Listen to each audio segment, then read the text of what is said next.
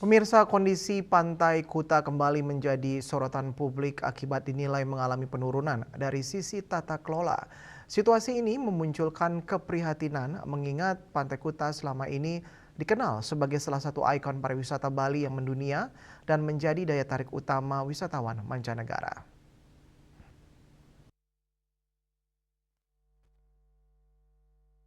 Inilah kondisi di salah satu titik pantai Kuta berdasarkan hasil pantauan pada Senin 6 April 2026.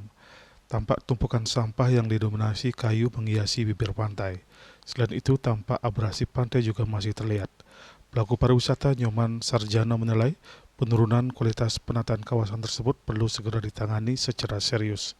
Ia mengapresiasi langkah pemerintah Kabupaten Badung yang telah memulai upaya pembenahan. Namun menurutnya pelaksanaan di lapangan masih membutuhkan percepatan agar hasilnya dapat segera dirasakan. Ia menyoroti kondisi infrastruktur di kawasan pantai yang hingga kini masih belum tertangani secara optimal, seperti kerusakan jalan setapak dan paving yang berlarut-larut.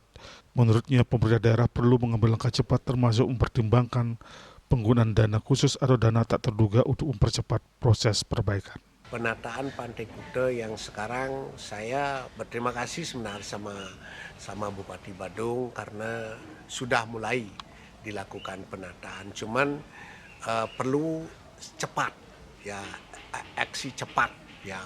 Mungkin harusnya ada dana khusus yang memang untuk dana terduga supaya tidak sampai berminggu-minggu, berbulan-bulan, bahkan hampir 1 tahun sekarang ini masih boleh dikatakan jalannya paving jalan setapaknya jebol dan sebagainya. Nah, ini perlu antisipasi cepat.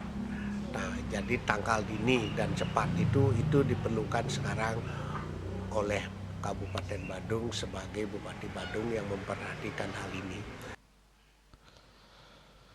Dengan berbagai tantangan tersebut, percepatan penataan dan pengelolaan yang lebih optimal diharapkan dapat segera dilakukan, sehingga Pantai Kuta kembali tampil sebagai wajah pariwisata Bali yang bersih, tertata dan berkelas di mata dunia.